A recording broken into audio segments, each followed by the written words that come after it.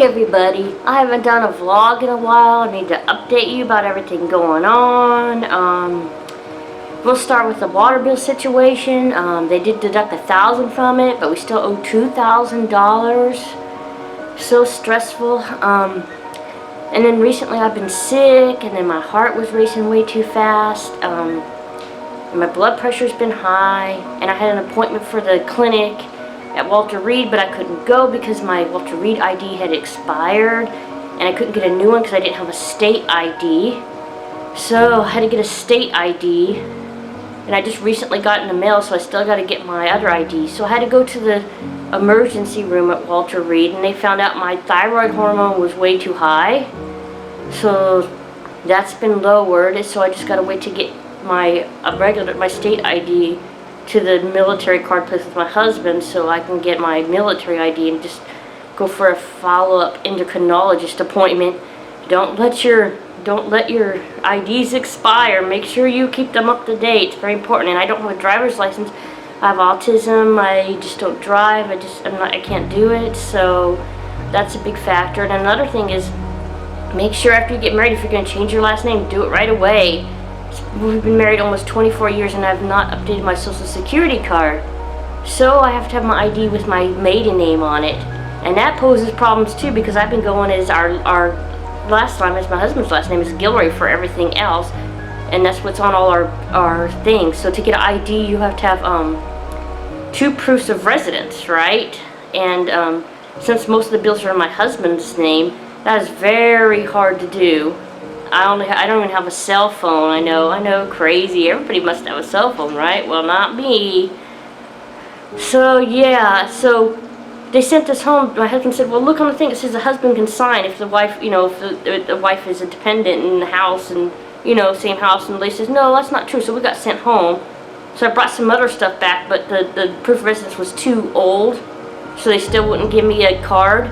And then my husband said, well, with our marriage certificate, can we get it?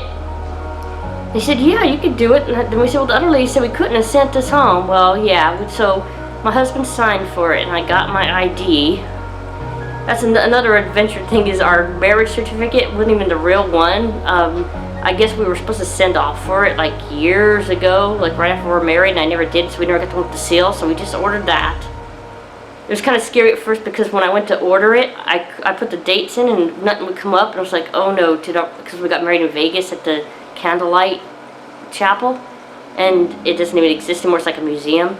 So I was like, oh my gosh, did they ever report it? Because it's supposed to be reported 10 days after to be official.